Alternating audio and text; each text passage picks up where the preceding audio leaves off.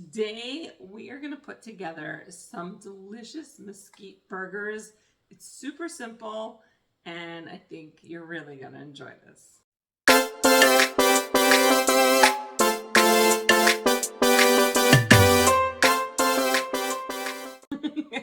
Hey everyone, it's Dora from flippinghouseandpancakes.com. Today we're going to do another episode of You Can Make This Too, where you step into the kitchen with me and we're going to make a simple recipe. You can learn how to make it too. You're just going to follow along with all the steps. Today we're going to make some mesquite burgers. I usually make these as sliders, but today I felt like making burgers out of them. It's really easy and we are going to start now. The first thing that we need is, I'm going to actually double the recipe because I need 8 burgers. But if you only need 4 burgers, go ahead and have the recipe. Now, I like my burgers absolutely loaded with flavor. And my normal recipe is 1 pound of ground beef and 1/2 of an onion, nicely chopped up. But since I'm doubling the recipe today, I am going to use 2 pounds of ground beef. It's about 1/4 pound per burger. So that's one way to remember that, of course. If you have 1 pound of ground beef is going to give you 4 burgers, 4 1/4 pound burgers, okay? So I'm going to use a whole onion for this dish because I'm doubling it. There's 7 of us, so I could just make 7 burgers, I guess. But I'll make 8 and let people fight over the last one. I think that's a great idea. All right, so I am going to chop this up pretty small. You can use a food processor if you want, but I didn't feel like cleaning it today. So I'm just chopping it up with a knife. You get it nice and chopped. Obviously, the smaller your onion is, the more powerful it is in your dish.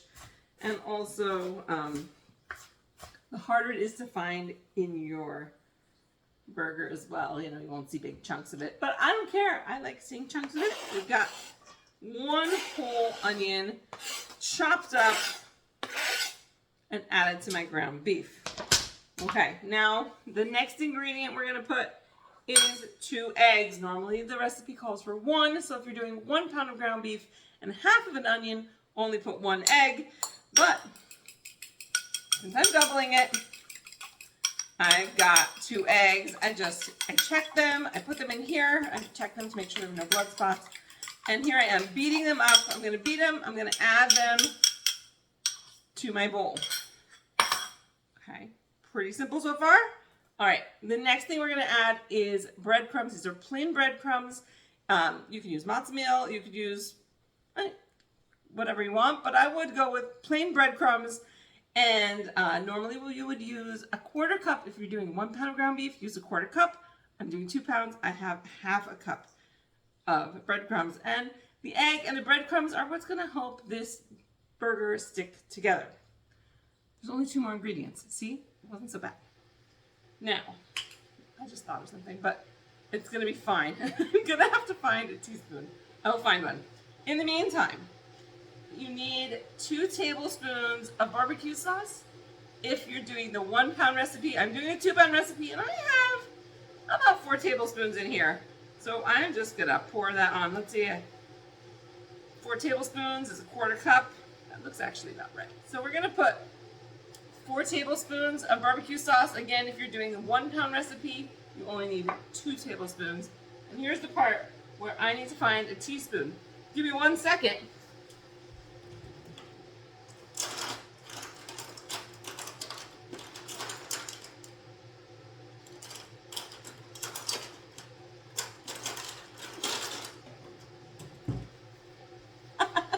Did you hear me digging around? I have a drawer and it is absolutely filled with utensils and measuring spoons, and I pulled out every single size except for the 1 teaspoon.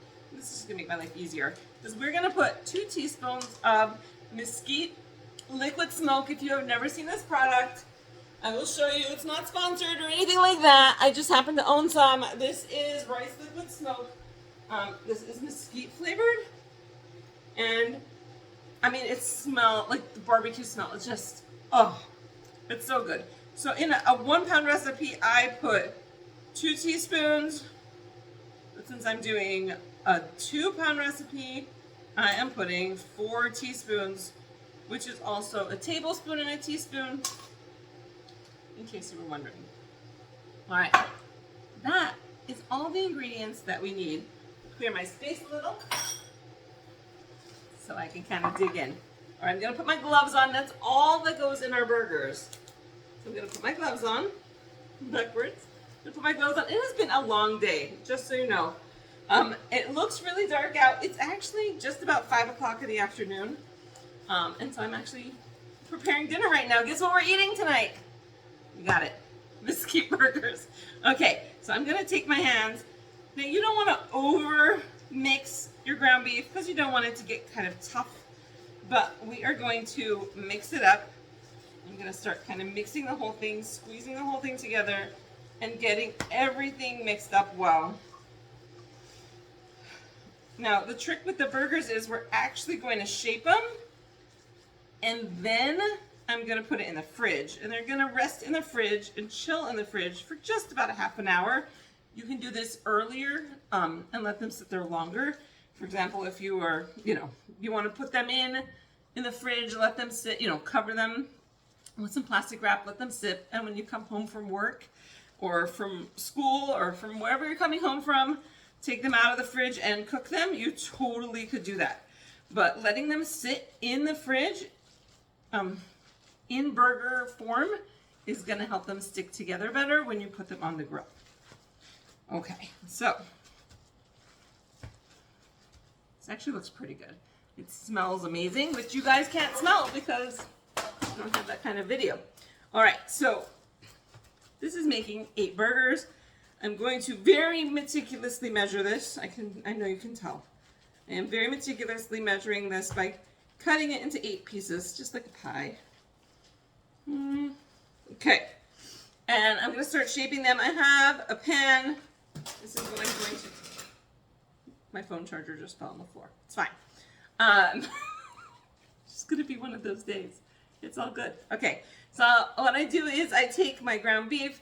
I'm going to roll it kind of up into a ball. This is, what do you say that is? It's not quite a baseball, but anyhow. And I'm going to give it a nice flatten, make sure it's all tight. If you have a burger press, that's way better, but I don't have one. Well, maybe one day. Today I don't have one, so today we're just going to do this like I don't have one. We're going to shape it into a ball. Again, we're going to do this with all 8 patties. Look at how gorgeous those are. Don't flatten them too much, because why would you want to? But contemplate like the size of the burger bun. All right. It's going to shrink up a little bit. It does have breadcrumbs in it, which will help keep it from shrinking too much, but it will shrink up. Mine won't shrink huge amounts because I am using extra lean ground beef. But if you're using regular beef, that is like an 80-20 mix, it's definitely going to shrink up. So maybe make them a little bigger than your burger bun so that when they do shrink, they fit nicely. All right. So we are going to shape. This doesn't take long. You notice this is only taking a few minutes. Shape all the burgers. Gonna put them in the fridge. It smells so good, you guys. Okay. Gonna put them in the fridge. I must be hungry. I should stop saying that. But it does really smell good. And I did not divide that evenly. I just saw how poorly divided that was. Anyhow, we're gonna put these in the fridge. We're gonna let them sit for half an hour while I go and do some other stuff that I need to get done. And then when we come back, we're gonna get these cooking. Okay, I took my burgers out of the fridge. They've been sitting there for a while. And I have this amazingly gorgeous Le Creuset pan. Ooh, so pretty. Okay, love it. It's absolutely gorgeous. It's the grill pan. I'm using a grill pan today. It is raining outside. I'm not going outside and putting anything on the grill. But you could definitely go put it on the grill. You could also do this in your oven. So you don't have to use a grill pan. You could use a regular frying pan. You could use a grill pan. You could throw it in your oven on 400 degrees or 425 degrees. It's not a problem. And sometimes I do that. I just take the whole sheet pan, stick it straight in the oven, and let it cook. And too bad for grill marks, it's not happening. But today I decided I would go fancy and use my pretty grill pan. I got it hot. I'm going to be able to do about 4 of these at one time because it's not that big of a grill pan. So I'm going to put 4 of them on and we're going to let them start cooking. Okay, I don't know if you can hear the sizzle. There's definitely a sizzle happening. All right, I got my burgers on. We're going to let them cook for a while till they are nice and stuck together on the bottom. And then we're going to flip them over and cook them on the other side. Okay, guys, so I put the burgers in my grill pan. And I don't know if it was a flipper issue because my big flipping spatula, I couldn't find my smaller one. I had to use my really big one. It was kind of crowded in the pan and they all just broke. So that's my daughter with the knife. This is totally actually going on YouTube. I'm definitely putting this in. So what I did was I moved the burgers back onto my sheet pan and I threw them in the oven and we'll see how they came out. Hopefully we'll be able to, this is really going, I'm totally putting this on. Hopefully we can salvage these burgers. They're going to taste amazing, but hopefully this will also make you feel better when you have a fail and you're cooking. Because I've been cooking for 22 years or more, whatever it is, a long time. And usually my burgers come out just great, except for, of course, when I'm filming them for you. So we'll see how they come out of the oven. And hopefully they're good and I can share them with you. Okay, guys. They're out of the oven. This is that giant spatula thing that I messed them up with over there, but that's fine. Let me show you. Let's grab a burger. Do it gently. There we go. Oh yeah. Look. Let me just bring it over to you. Check that out. How gorgeous is that burger? I know. They got a little messed up, but it smells amazing. It's going to taste amazing. And then next time around, I'll make sure I have a smaller one. Or I'll just do it straight in the oven. Or my grill outside where I have a room and a nice metal spatula. That might be a better option.